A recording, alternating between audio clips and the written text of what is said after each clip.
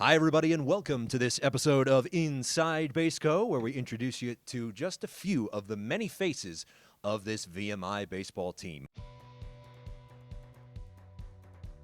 I mean, I started playing when I was like 5, and I remember, I grew up playing shortstop, and I always thought that it was so cool watching a Derek Jeter and those guys go out every game, and I was glued to the TV watching ESPN and then Baseball Tonight and stuff like that, and I fell in love with it, and then I attribute a lot of it to my dad, because he was very every time I would want to go hit, he'd get off work and he'd be working out in the heat and stuff like that, and he'd come in and throw me bat practice. Mainly just my dad, really. He grew up a huge baseball fan, and I probably had a bat or a ball in my hand by the time I was 2 years old. I'm sure I have a bunch of baby pictures of me running around with a baseball jersey. I think I have all my baby pictures in a Red Sox jersey. So that, and I played Little League, high school, travel ball growing up. So just kind of played it my whole life. I've always played a variety of sports, even throughout high school. I thought it was important to play multiple sports, get your body acclimated to different positions, strengths. But baseball was kind of always the one for me that I loved.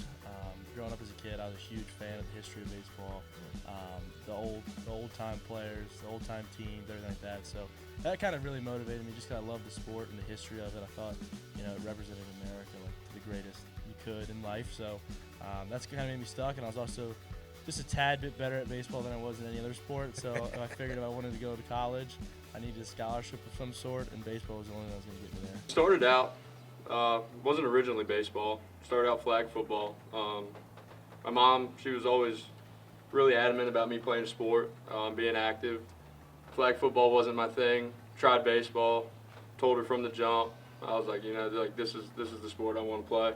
So that ultimately led me through elementary school, middle school, got to high school, Prince George High School under Coach Roberts' dad, Mickey Roberts, who has done nothing but good things for me. I can't say much more about the Roberts family. They've been great for me for the whole recruiting process, and making me the player that I am ultimately. And he was a big adamant for VMI for me, really telling me how well it's been for both of his sons, who both went here, and I took his word on it, and this place has been nothing but great to me. I'd say that the biggest thing for me was at a young age. My father, he got a job with the Peninsula Pilots because my grandfather bought the organization back in 2001.